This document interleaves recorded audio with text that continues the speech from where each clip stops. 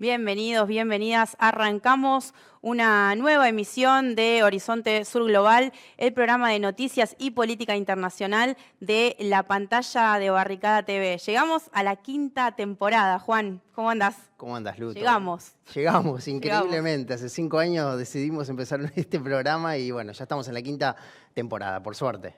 Muy bien, y tocando temas siempre tan necesarios, ¿no?, para nuestro país y para nuestra región, siempre mirándolos desde nuestro cono sur, ¿no?, que también es una perspectiva muy particular. Bueno, vamos a arrancar el programa de hoy. Hoy vamos a poner el foco en lo que está pasando en Ecuador, ¿no?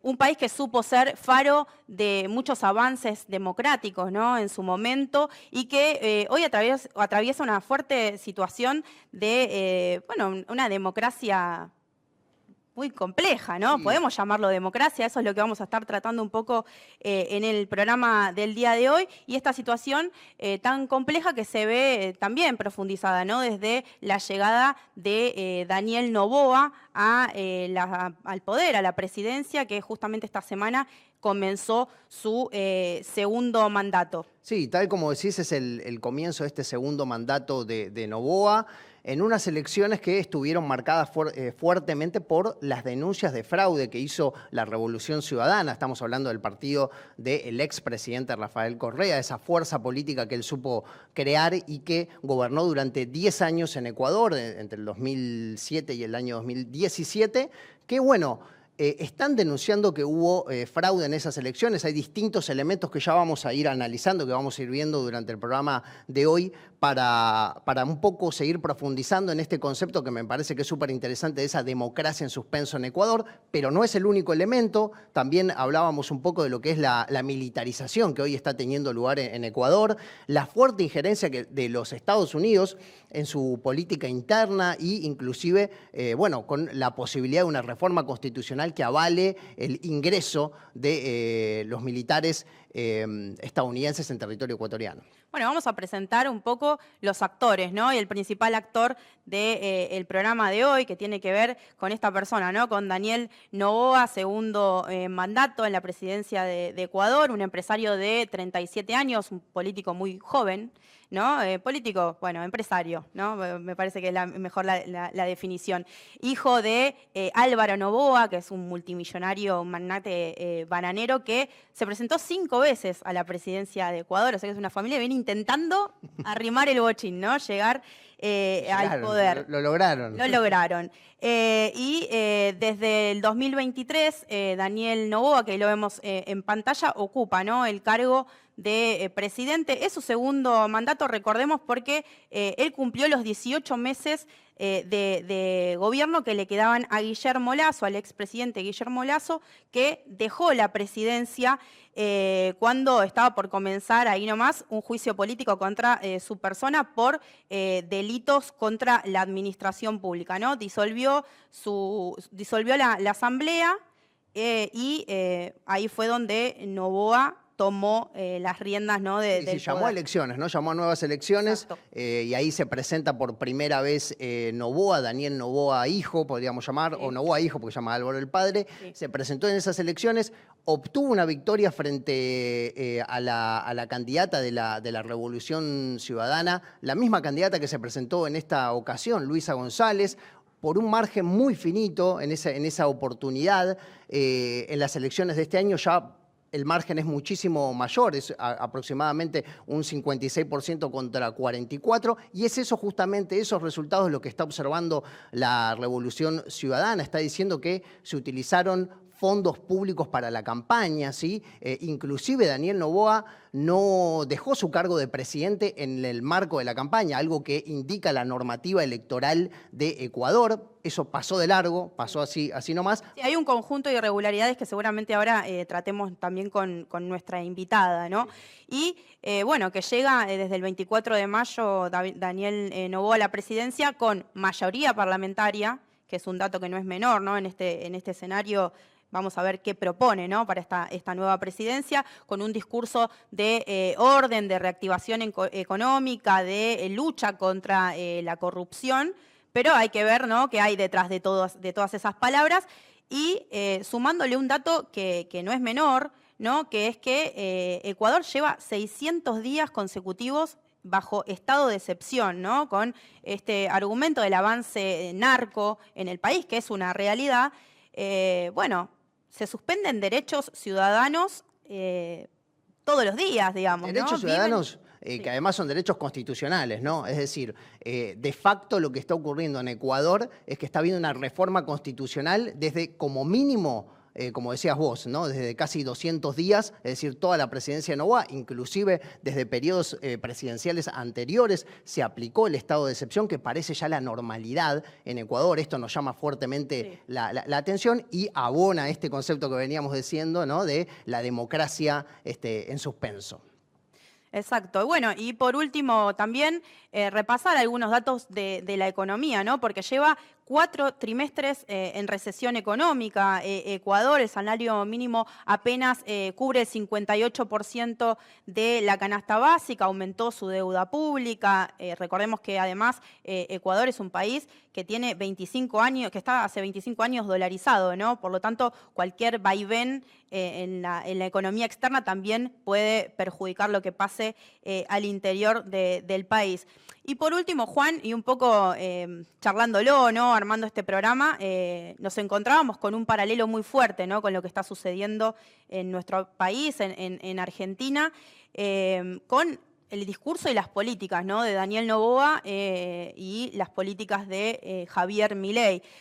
Digo, lo pienso en estos términos, ¿no? En su discurso de posición, Noboa hablaba, su discurso estaba enfocado en ir contra las oligarquías que se enriquecen a costa de la corrupción, ¿no? Palabras textuales de su discurso de posesión. Bueno, lo presentábamos recién, ¿no? Él es parte de la oligarquía. Sí. Él fomenta, ¿no? Muchas de las relaciones de los grupos económicos que hoy se ven cada vez más enriquecidos frente a la situación que están viviendo las grandes mayorías también, ¿no? Ahí tenemos un paralelo con lo que pudo haber sido el gobierno de Mauricio Macri, ¿no? Un empresario devenido a la política para seguir haciendo más negocios. Bueno, creo que ahí hay un puntito más como para eso, un proyecto entreguista que claramente en los dos casos también lo podemos ver con la relación con Estados Unidos, esto de adjudicarle los problemas y las crisis a los modelos anteriores, en nuestro caso el peronismo, en el caso de Ecuador con el correísmo, las Fuerzas Armadas haciendo lo que quieran, teniendo carta libre en cualquier lado, también es un caso, y bueno, el lawfare, ¿no? Lawfare, digo, la proscripción a Rafael Correa. Hoy Correa se encuentra en Bélgica, no puede ingresar a Ecuador, sería detenido si lo hiciera porque hay causas penales que llegaron a condenarlo, en causas que fueron casi calcadas a lo que estaba pasando en Argentina con Cristina Fernández de Kirchner, la causa de los cuadernos. Bueno, lo supo explicar muy bien Correa en varias ocasiones y es absolutamente llamativa y abona también a este paralelismo que podemos hacer entre lo que pasa en Ecuador y en Argentina.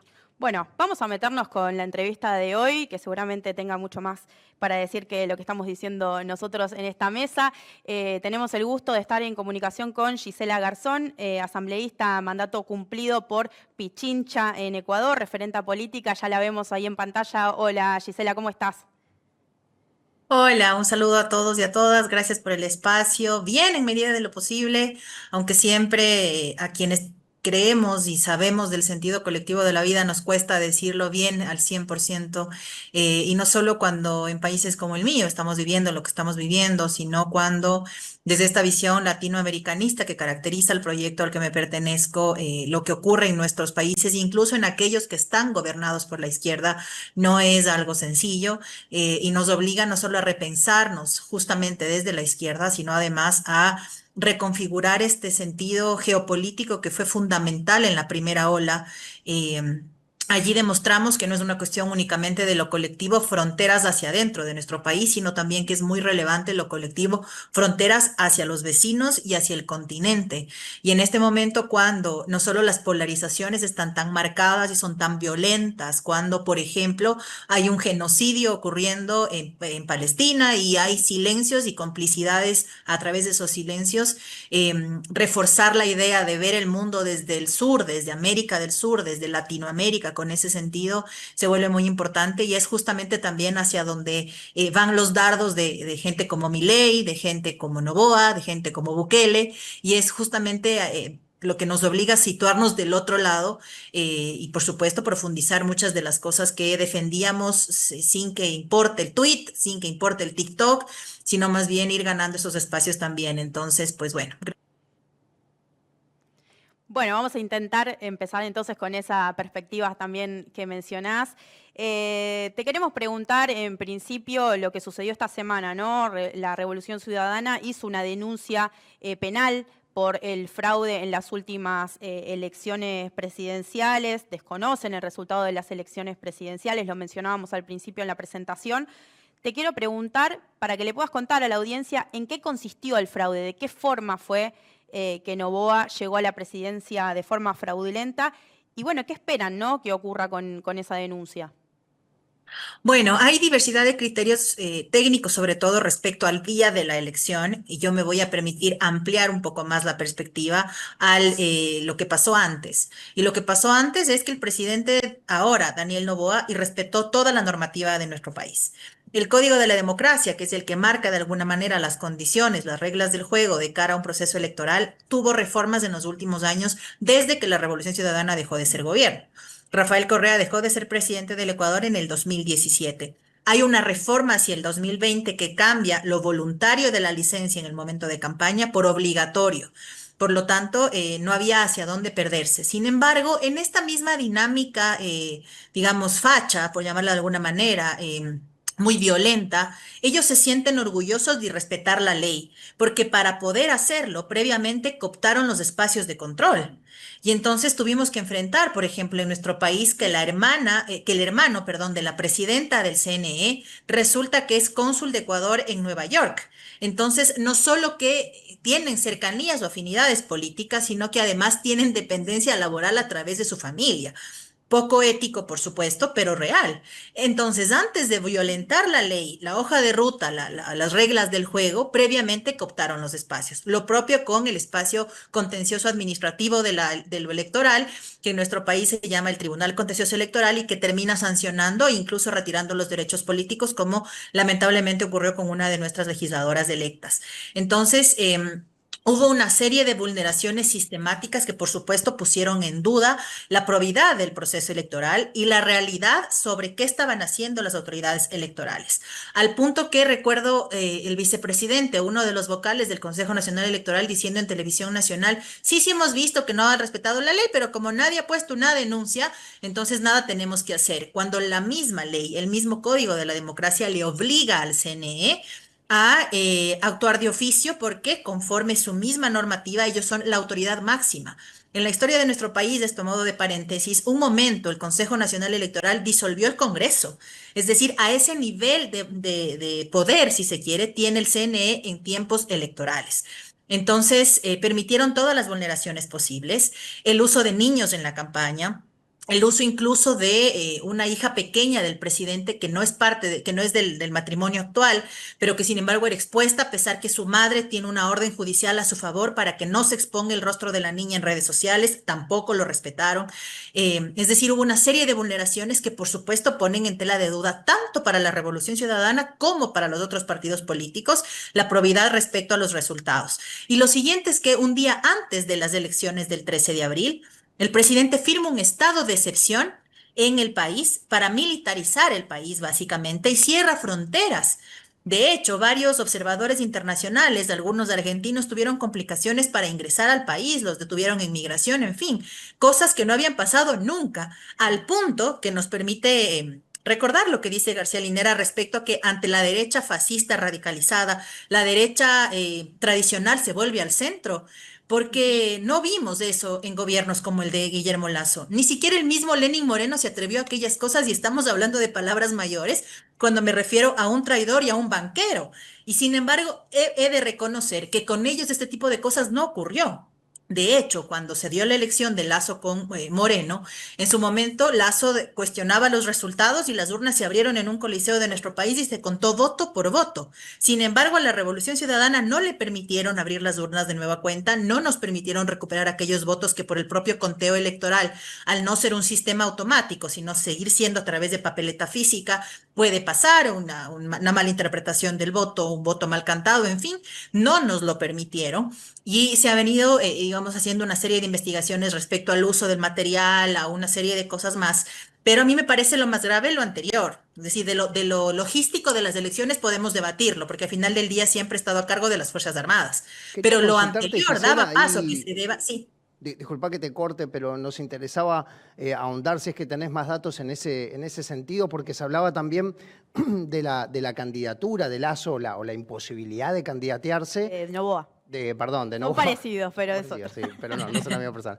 De Novoa por tener bienes en paraísos fiscales. ¿Eso es algo que Sí. se pudo comprobar? ¿Qué nos puedes aportar en ese aspecto? De hecho, pasó con Lazo también en su momento, porque Lazo Claro, aparece en los Panama Papers, ¿no? Lo que ocurre en este caso con Novoa es que él es parte de un grupo familiar, la empresa Novoa, un grupo familiar importante. De hecho, es llamativo, ¿ah? Porque en nuestro país tenemos una instancia donde debemos declarar cada momento cuáles son nuestros bienes, nuestro capital. Y el presidente Noboa registra o declara algo así como $200.000, pero nosotros sabemos que es parte de la familia más millonaria de nuestro país. O sea, no nos va a engañar de esa manera. En todo caso, él forma parte de un grupo, el grupo Novis, que si ustedes revisan en la página de rentas internas, es información pública, es el grupo que más le debe impuestos a nuestro país. Si bien hay un litigio judicial de por medio, es una cuestión que viene desde el gobierno de la Revolución Ciudadana cuando identificamos que había abusos laborales de parte de la empresa Novoa, en las bananeras Novoa, cuando había una serie de irregularidades en cómo declaraban sus ingresos y cuando por supuesto evadían impuestos. Estamos hablando de cerca de 90 millones de dólares. Con el tiempo el valor suma porque hay un tiempo de mora, ¿no es cierto? El valor se incrementa y en todo este contexto, ellos forman parte de ese grupo empresarial. Grupo empresarial que además, en el año y 8 meses de gobierno de Daniel Noboa, el anterior, el que se cerró el periodo que empezó con Lazo, se vio vinculado también en contratación pública. Es decir, la tía, la familia cercana aparecen como socios de una empresa que resulta que provee los desayunos escolares, luego otra empresa que intentó privatizar el campo petrolero más grande de nuestro país. Es decir, se van viendo además de estos nexos a propósito de cómo funciona, porque ellos piensan así, ellos piensan en el bolsillo, es decir, la derecha tiene su mentalidad y su ideología en el bolsillo y en la chequera. Por eso no les parece probable que desde la honestidad del trabajo colectivo la izquierda lo piense desde la gente, no desde el bolsillo, sino que esa gente que la pasa mal todos los días, que el día de hoy nuestro país tiene más de 3 millones de personas viviendo con $1 al día. Con $1 al día en el Ecuador te movilizas 2 veces en el transporte público y a lo sumo compras 4 panes. O sea, y de los más económicos, no te alcanza para vivir $1 en el Ecuador, más aún en una etapa de recesión, más aún en una economía dolarizada, más aún con el impuesto al valor agregado elevado. Es decir, en todos los escenarios posibles, gente como Noboa, de su círculo cercano, jamás siente la crisis, pero la gente que está hacia afuera, la del día a día, la que trabaja del día a día, no llega a fin de mes. Entonces, claro, hubo una vulneración directa, pero es toda esta maraña alrededor de cómo cubrir las cosas. Son dueños de los medios de comunicación, son dueños de un sector de la banca, en la familia Noboa también, han logrado a través de los medios digitales generar una cantidad de cuentas que pautan en redes sociales y difaman a la gente, invierten una cantidad importante de recursos en eso, crean una narrativa en esta famosa posverdad que es tan inmediata, que es tan coyuntural, y la defensa del otro lado llega a estar justamente en la orilla del absurdo. La izquierda está vinculada con el narco. Eso es lo que ellos dicen. Ustedes son los terroristas, ustedes son los que están violentándole a la gente. El día de las instalaciones de este nuevo periodo tuvimos que escucharles que ellos son lo nuevo, que Ujú. ellos son el nuevo país, que ellos son el nuevo gobierno, que ellos enfrentan la situación de nuestro país, pero la realidad es que la policía está infiltrada por el crimen organizado. Entonces, ellos que manejan la policía no atienden el problema y sin embargo se atreven a señalarlos a los de la otra orilla como ustedes son los culpables. Entonces, sí, hay una serie de análisis que hacer y me parece que si bien son importantes a nivel local, son aún mucho más relevantes a nivel regional porque, digamos, lo viven en Argentina ustedes también. El sin razón, el absurdo de un gobierno que se siente orgulloso de hacerlo todo mal y que tiene un coro de aplaudidores bastante nutrido. Entonces, algo tenemos que entender de este nuevo momento de nuestras sociedades pasando por la pandemia, pasando por lo restringido que fue lo colectivo a través de la pandemia, pasando por una serie de crisis migratorias y demás, y entendiendo que en efecto hay una relación desigual en nuestro globo, en nuestro mundo, y que hay que empezar a pensar en estas soluciones también colectivas de los problemas cotidianos, pero que tienen particularidades en cada territorio. Ahora, respecto a eso que planteás, ¿no? Y estos discursos y estas políticas de derecha que pretenden instalarse en nuestra región en general, bueno, lo vemos en Ecuador en este programa, pero también recién mencionábamos el caso argentino, le podemos hablar Ujú. también de El Salvador, ¿no? Bueno, tenemos ahí para mencionar algunos casos. Nosotros presentábamos el programa un poco discutiendo esta noción de democracia en suspenso. ¿Qué pensás sobre eso? No, de acuerdo. Y en riesgo, además. Y en riesgo totalmente. Porque no podemos en este momento, en la situación que vive nuestro país, separar lo uno del crimen organizado. Es decir, hay una realidad instaurada respecto a el miedo que siente la gente. Nuestro Ecuador pasó de ser el país o uno de los países más seguros de la región a tener al día de hoy los índices más altos de homicidios de la historia. Ayer o antes de ayer ocurrió que un niño estaba junto con su madre, estaban en un lugar donde ocurrió una balacera y el niño está herido porque le atravesó una bala por su cabeza. Un niño. ¿Qué culpa tiene el niño? Estaba con su madre tomándose un helado, es decir, hemos llegado al punto donde en ciertas zonas del país y es complicado incluso salir a un restaurante a tomarte algo porque no sabes qué está pasando con el que está sentado al lado. Y de ese miedo se nutren las estructuras de poder porque lo alimentan, porque lo inflaman todos los días y se aprovechan para, por ejemplo, en este momento está tratándose en la Asamblea Nacional del Ecuador una ley que permite los allanamientos de los domicilios sin orden judicial, que permite definir cualquier grupo ciudadano organizado como crimen organizado, como grupo de delincuencia organizada, que permite que la prisión preventiva, que digamos, en los sistemas de justicia del mundo es una medida de último ratio, es decir, la última que se decide, sea la primera que se decide para llenar las cárceles de personas culpables o inocentes, pero llenarlas igual y mostrar eso como un resultado favorable. Entonces, mientras la gente en efecto vive un miedo genuino por lo que está viviendo en las calles, el grupo de poder político y económico que nos gobierna pretende bajarse todos los derechos posibles, logrados no solo en las calles, sino con luchas colectivas de años, y nos encontramos en ese escenario. Entonces, no es solo una democracia en riesgo, digamos una democracia en pausa, sino una democracia en real riesgo, cuando lo único que le falta por tomarse, digamos, al presidente en términos políticos, de control político, es la Corte Constitucional, que ha sido la Corte que le ha puesto pausas, que le ha puesto el freno en algunos abusos que ha pretendido instaurar a través de estados de excepción. Entonces, es un momento complejo, sin duda, y han Gisela, ahí te pretendido queríamos. silenciar la voz de la Revolución Ciudadana, que más allá de los procedimientos parlamentarios que tiene cada espacio, cada parlamento, ni siquiera ustedes lo están viviendo como lamentablemente lo estamos viviendo acá en términos de manejo de la oposición en el Parlamento y silenciamiento absoluto de la Revolución Ciudadana. Hacia ahí queríamos ir. Está bueno que introduzcas este tema porque, bueno, el resultado de la elección arrojó que la Revolución Ciudadana no va a tener mayoría en la Asamblea, tampoco la va a tener el partido de Guillermo Lasso. Sin embargo, los números están cercanos y queríamos preguntarte por eso. Bueno, ¿cómo ves ese funcionamiento de la Asamblea, lo que sería el Congreso ecuatoriano? Recordamos a los que nos están viendo que ustedes tienen una sola Cámara, no es diputados y senadores, sino que es solo una Asamblea.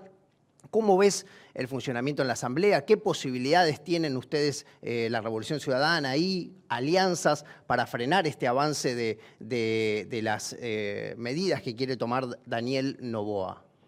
Ujú. Sí, la bancada de la Revolución Ciudadana llegó inicialmente con 67 integrantes, al día de hoy son 65, dos han cambiado de lado al gobierno. Nos queda claro que no es precisamente por un tema ideológico, político, porque no entiendo del otro lado de la orilla qué hay de ideológico y de político. Pero en todo caso hay dos que están ya con la bancada del oficialismo, con la bancada de Noboa, y al final del día la representación del legislativo son 65 legisladores que ganaron en las urnas en unas elecciones complejas, pero que permitieron la conformación de una bancada de esa naturaleza. Sin embargo, en la distribución de la asamblea no tenemos ningún cargo directivo. En la conformación de las comisiones especializadas que tratan las leyes por temas, no tenemos ningún espacio, a excepción de la Comisión de Niñez, y la Comisión de Garantías Constitucionales, para que vean ustedes que para la derecha la Comisión de Niñez es la Comisión de Archivo, la Comisión del Freezer, ¿no es cierto? No les importa que es una comisión tan relevante y han decidido poner allí a sus opositores y a sus voces, a las voces fuertes de la oposición.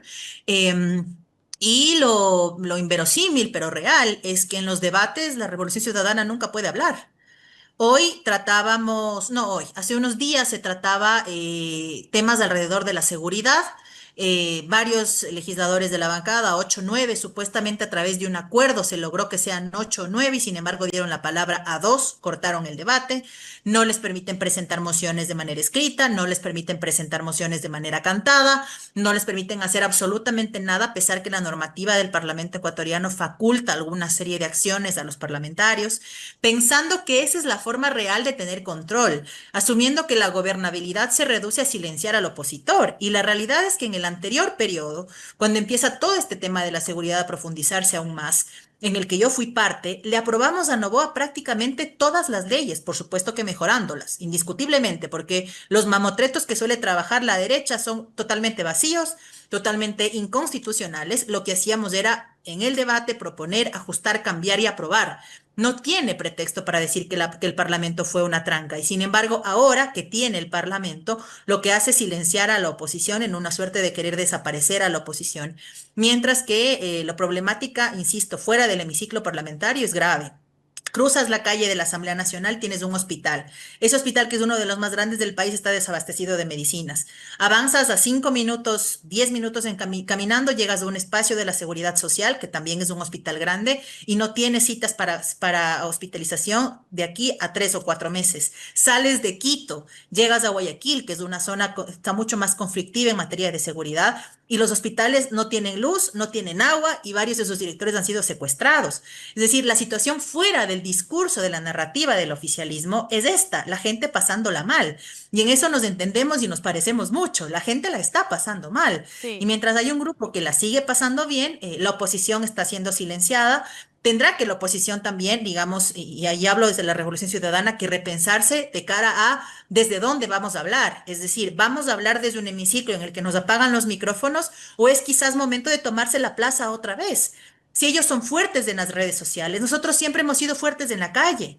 Si ellos son fuertes en el TikTok porque logran hacer, no sé, viral un video, nosotros siempre hemos llenado la plaza pública y desde ahí hemos debatido desde siempre. Entonces quizás tenemos que cambiar y resignificar aquello, recordando siempre de dónde venimos. Y eso es muy, muy importante. Ahora, a partir de esta situación que vos describís, ¿no? Esta crisis tan profunda en absolutamente todas las áreas, ¿no?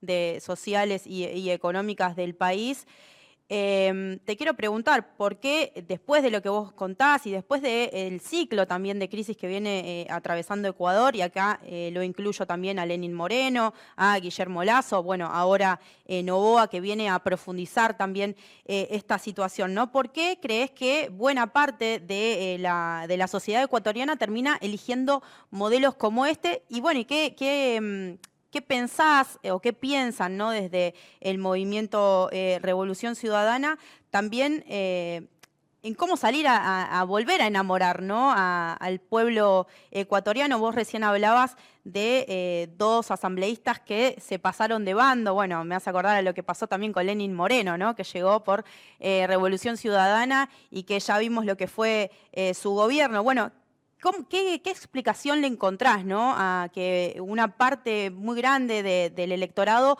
vote un modelo como este? Y bueno, esta reflexión por parte de ustedes de la situación en la que se encuentra el movimiento político.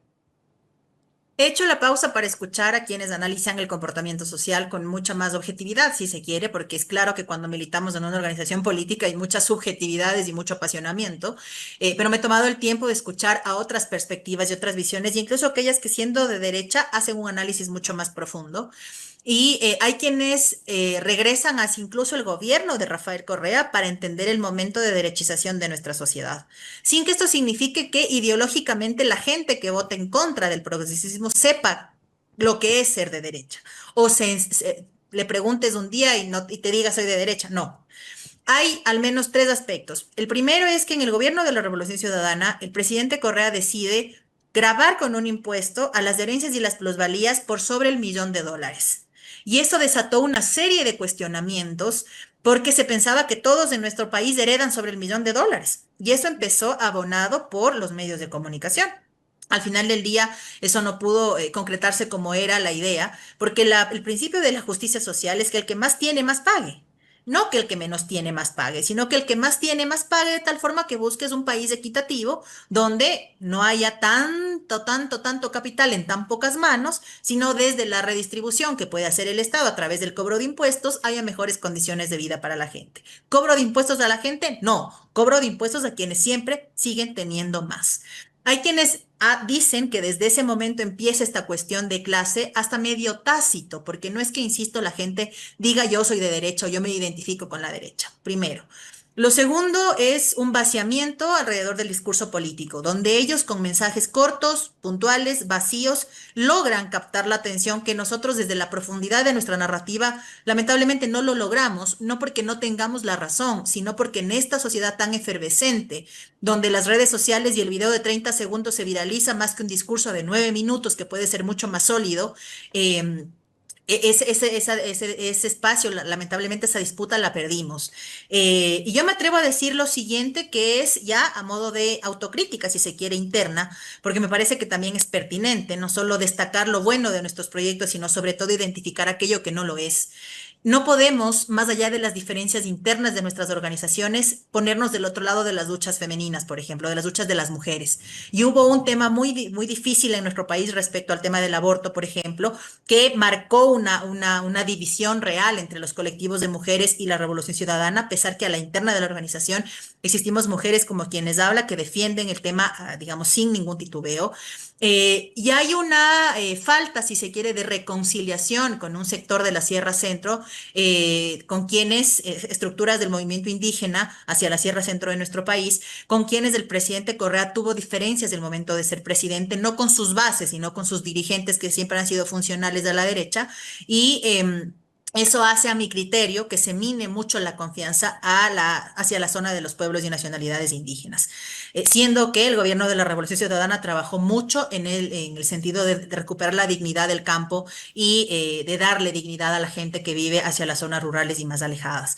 Estoy haciendo una evaluación digamos, superficial de algo que tiene trasfondos importantes, porque además, si algo ha sabido hacer la derecha es capitalizar la idea que la Revolución Ciudadana robó, que la Revolución Ciudadana afectó las arcas fiscales. Y el propio Banco Mundial ha dicho que no hay forma de probar que en el gobierno de Rafael Correa se perdieron 70.000 millones de dólares. Sin embargo, ese discurso que se repite en los medios tradicionales todos los días y que cuenta con el respaldo del Partido Judicial para encauzar procesos ágiles, rápidos y proscribir personas, dan como resultado que hay un sector importante de la ciudadanía que se quede, a pesar de saber que el gobierno de Noboa es malo, es menos malo que la Revolución Ciudadana. Han llegado a esa conclusión y es muy dolorosa.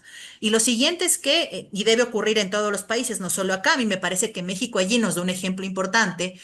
Hay que entender que las postas dentro de las organizaciones políticas también estamos preparadas para asumir los nuevos retos, que así como los compañeros hacia el 2006 enfrentaron un país en crisis, totalmente desarmado, ahora estamos en capacidad también de hacerlo sin renunciar a lo que defendemos, pero entendiendo que hay nuevas causas e incluyendo otras. El cambio climático, por ejemplo. En el Ecuador sufrimos apagones de hasta 14 horas diarios a causa del estiaje y el mal manejo del sector eléctrico. Y sin embargo, en el debate de eso se olvidó todo el mundo.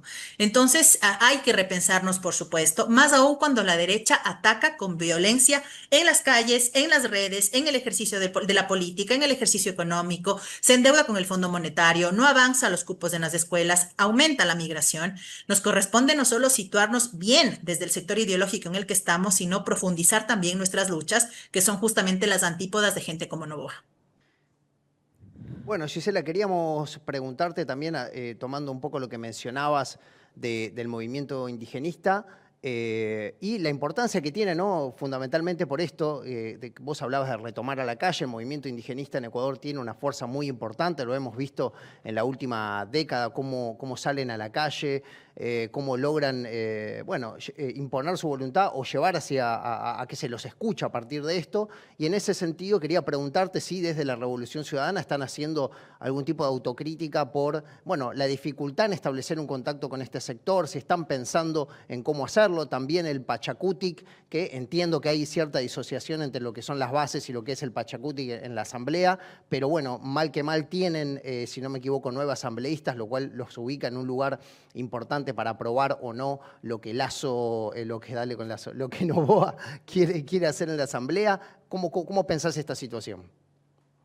Bueno, entraron 9 en efecto, pero ahora 6 están con el gobierno y 3 están manteniendo su postura respecto a lo que siempre dijeron en la campaña de ni un voto a la derecha. 6 lamentablemente y dolorosamente están con el gobierno al punto que pusieron, es difícil decirlo, pero a modo de elemento decorativo a una indígena en el Consejo de Administración Legislativa, pero que les aseguro, si llega con una propuesta de tinte popular, histórico y desde la izquierda al Consejo de Administración Legislativa no se lo van a aceptar. Y eso es lo que pasa un poco cuando hay no solo debilidades ideológicas, sino además aspiraciones personales que no entienden un espacio colectivo, ¿no es cierto? En todo caso, me parece que debemos retrotraernos a un par de cosas. En el gobierno de la Revolución Ciudadana hubo incomodidades, hubo, si se quiere, tensiones que pudieran haberse subsanado de mejor manera con el movimiento indígena.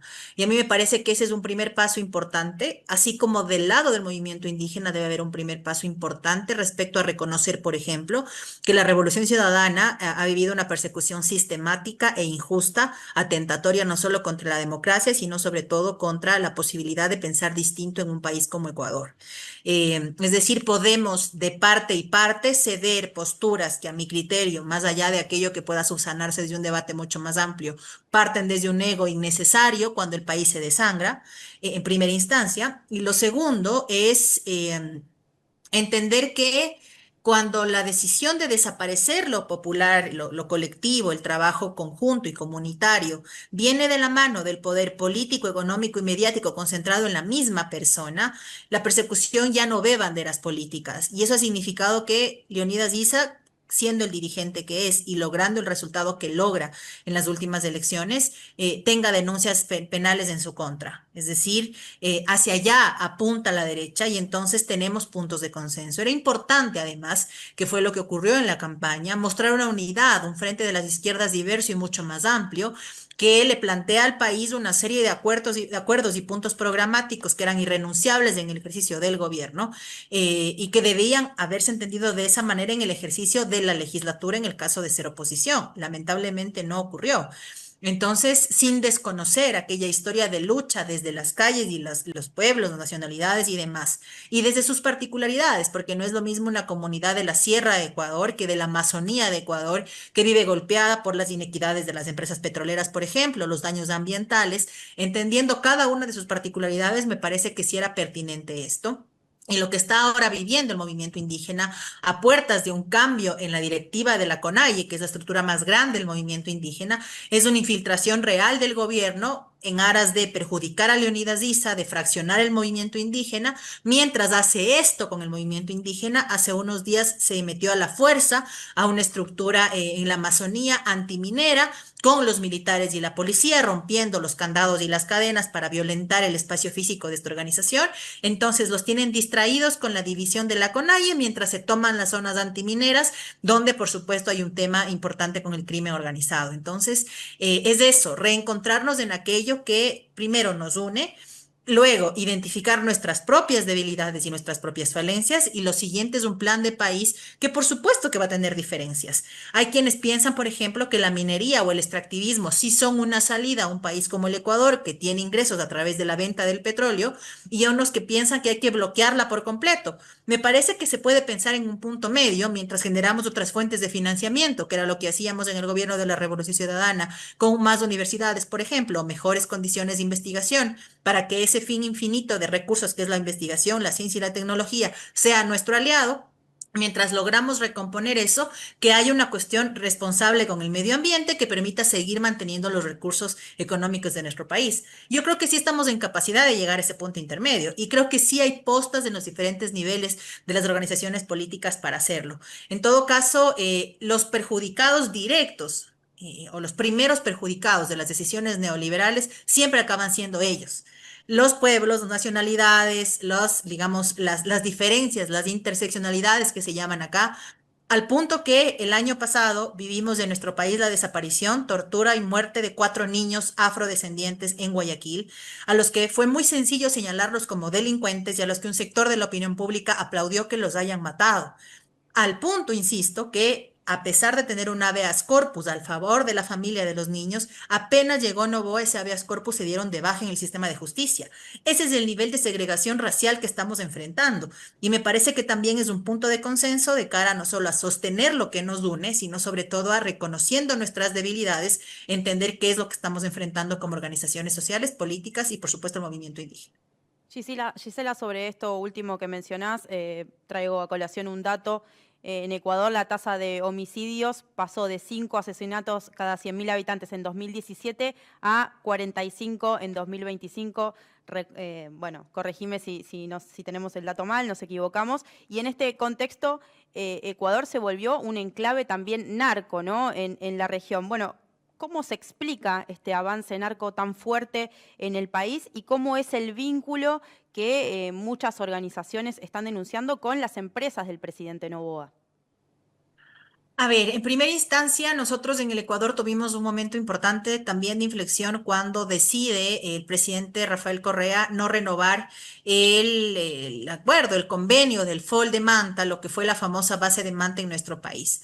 Desde ese momento en adelante, la derecha atribuyó cualquier tema enmarcado a la violencia y al narcotráfico con la decisión soberana de Rafael Correa de no renovar la presencia de militares extranjeros en nuestro territorio, que dicho sea de paso se contaba con vulneraciones a los derechos humanos, incremento de la prostitución, embarcaciones pesqueras artesanales hundidas, desaparecidas y demás. Es decir, la presencia extranjera con todas las libertades para hacer lo que sea, con inmunidad absoluta, le dejó una huella dolorosa de sangre y muerte a nuestro país. Y sin embargo, sí se pudo transformar la realidad de la seguridad con un Estado presente, con un Estado eficiente y entendiendo una serie de responsabilidades en cada uno de los niveles del gobierno. Es decir, conformando un frente de seguridad que juntaba ministerios del Interior, la policía, las Fuerzas Armadas, la frontera, las aduanas, la fiscalía, la judicatura, para que mientras la policía hacía el control ciudadano y las Fuerzas Armadas controlaban las fronteras, las denuncias de los delitos que hoy son el tormento del Ecuador se avancen en el sistema de justicia al punto que pasamos en el sistema de justicia ecuatoriano de tener un momento de prácticamente todas las sentencias inconclusas a pasar en el 2012 de 1925 sentencias en delitos como homicidios, asesinatos y causas, digamos, que se encaminaban en este sentido, sin resolver, al 2017, 1.231 causas resueltas. Por supuesto que la gente tiene que confiar en su sistema de justicia. Si me roban, tengo que buscar la forma de denunciar para que no me vuelva a pasar ni a mí ni a nadie. Esa dinámica de Estado presente se desvaneció desde Lenín Moreno. Y se desvaneció cuando cerró ministros, dio debajo las carteras coordinadoras, eliminó el Ministerio de Justicia y desde ese momento hacia acá se cuenta una serie de retrocesos y un incremento sostenido, lamentablemente, de la violencia, de los homicidios y demás, lo que por supuesto se traduce en las diferentes formas de violencia. Es decir, si hay más violencia en la calle, hay más violencia en la casa. Si hay más violencia en la calle, hay más racismo hacia la conversación cotidiana. Si hay más violencia en la calle, hay más xenofobia y entonces ahora ves un extranjero y automáticamente se asustan, ¿no? Y empiezan a pensar que cerremos fronteras, que la gente no entre, que persigan. Un poco lo que empezó haciendo Trump en su momento, ¿no es cierto? El malo es el que no es estadounidense, ¿no? Entonces, en todo este contexto, por supuesto que nos quedan claridades respecto hacia dónde va la política de seguridad y hacia dónde va la decisión de únicamente disfrazar la atención de la inseguridad a punta de bala, cuando la realidad es que hay un incremento de la pobreza, por lo tanto puede haber un incremento del microtráfico y eso hace que las redes delincuenciales se amplíen con más facilidad. Y lo siguiente es una real infiltración en la fuerza pública. Lo que hemos visto en las noticias de los últimos días es policías detenidos transportando droga, policías detenidos, no sé, involucrados en algún tema en particular. Entonces, hago todo este contexto porque hacia allá van las responsabilidades, más allá de vínculos directos que, digamos, desconozco que existan directamente del presidente y su entorno cercano, este abandono real de la política pública integral para la seguridad sin desconocer lo social ha dado como resultado que las cifras que leías hace un momento sean el cotidiano de nuestro país.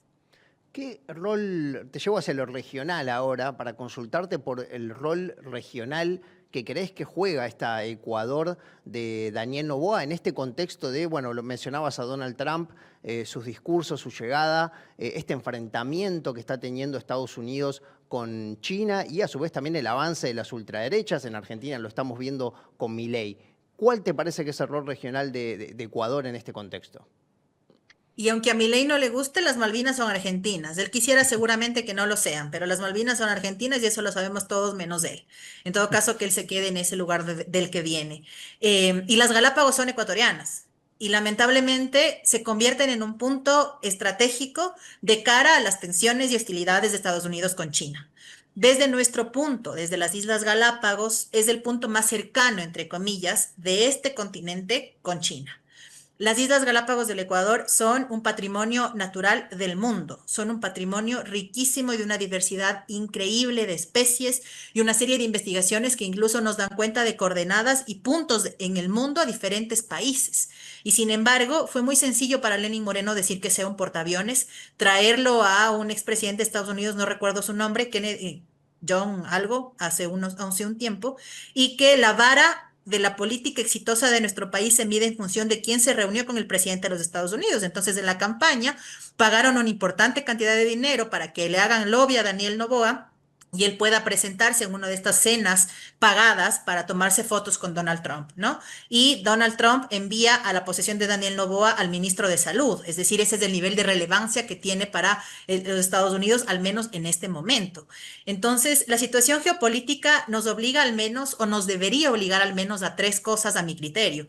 Primero, recuperar la relación con los vecinos, porque del lado de Ecuador con Perú hay una realidad respecto al contrabando de combustibles, por ejemplo, y del lado de Colombia y Ecuador hay una realidad sobre el tema del tráfico de drogas. Entonces, algo que debería hacer en primera instancia el presidente de la República es sentarse en las reuniones bilaterales, hablar con sus pares y ver de qué forma controlan las fronteras y cómo se ayudan mutuamente. Y lo siguiente es hablar de una cuestión que Claudia Sheinbaum la pone sobre el debate y es muy relevante, y es si hay un incremento de la violencia, ¿por qué no le ponemos el énfasis al debate de la compra de armas? ¿Quién se beneficia del dinero que genera la compra y venta de armamento? ¿Por qué no hay un control al sistema financiero público, al sistema financiero privado, a las cooperativas, en fin, a donde se puede estar lavando el dinero? Y eso también debería tener una mirada geopolítica. Y lo siguiente, volviendo al tema de las hostilidades, es que el Ecuador ha decidido abiertamente mantener buenas relaciones con Israel, abiertamente reconocer el punto que maneja Ucrania en estos digamos, conflictos regionales, conflictos mundiales, y agachar la cabeza a todo aquello que Estados Unidos les diga que tiene que agachar la cabeza. Insisto, no es una crítica al pueblo de los Estados Unidos, sino a la decisión que Estados Unidos toma por otros países que se olvidaron que son soberanos como el Ecuador. Entonces, así como defendemos nuestro territorio, nuestra soberanía y la posibilidad de autodeterminarnos en función de un pueblo independiente, de un pueblo liberado hace mucho tiempo, es claro que hay una disputa geopolítica pensada desde lo económico, desde lo armamentístico, por supuesto, y desde la toma de territorios de estas características. La presencia de este punto de comercialización en Perú, que fortalece la economía alrededor de, digamos, la presencia de embarcaciones chinas y demás, también puso allí en alerta sobre qué podemos hacer los países cercanos. Y lo mismo pasa con nuestros recursos naturales. Nosotros también estamos cercanos a Venezuela, entonces les importa mucho tomarse estos espacios para que sus disputas con las zonas de explotación de recursos naturales se sigan manteniendo vigentes. En todo caso, Lo que hicimos en la Asamblea ante este intento de nueva cuenta de levantar la prohibición de la presencia de bases militares extranjeras es ratificar nuestra postura respecto a la necesidad de, con nuestras propias capacidades, sin distanciarnos del mundo, porque al final necesitamos cooperación internacional, pero sin renunciar a nuestra propia determinación, logremos enfrentar la seguridad sin ceder soberanía, que ellos le reducen a un concepto de las izquierdas nomás, pero la soberanía es aquello intangible que sostiene a los pueblos y que nos corresponde desde la izquierda sostener. Gisela, gracias por tu tiempo, por tus reflexiones con Barricada TV. No, gracias a ustedes y pues aguante Argentina y aguante Ecuador también, que esto duele pero no dura para siempre. Aguante, así va a ser. Bueno, y además seguramente la sigamos convocando en muchas entrevistas, también estuvo en nuestro noticiero diario, así que le agradecemos una vez más a Gisela por su tiempo y por ayudarnos a pensar también lo que está pasando en Ecuador, pero también lo que está pasando en muchos otros países. Ahí en el último tramo hablaba también de otros paralelismos que podemos encontrar con Argentina, ¿no? La relación con Israel y esta sumisión con Estados Unidos. Vamos llegando al final ya de Horizonte Sur Global. Antes vamos a dejarles una invitación para que se suscriban a la comunidad de Barricada TV. Por allí va a aparecer un QR en algún momento. Bueno, la invitación es para justamente sostener, ¿no?, este espacio que pretende dar una discusión sobre la agenda pública, tanto los temas nacionales como los temas internacionales, como sucede en este programa, en Horizonte Sur Global, y por eso necesitamos que nos ayudes con un aporte, con lo que puedas. Puede ser mensual, puede ser por única vez, y ahí tienen el QR, así que les dejamos la invitación para que lo hagan. Sí, para que podamos seguir haciendo un programa como este, para que podamos seguir haciendo entrevistas como esta, se vuelve fundamental el aporte que hagan. Como decía Lu, por el monto que sea, nos viene muy bien. Y es esto, para sostener este espacio. Así que, bueno, los esperamos ahí en la comunidad BTV. Ahí está el QR, lo pueden escanear con sus celulares. Terminamos entonces ya, Lu, por hoy. Llegamos al final. Nos encontramos el viernes que viene a las 10 de la noche por la pantalla de Barricada TV.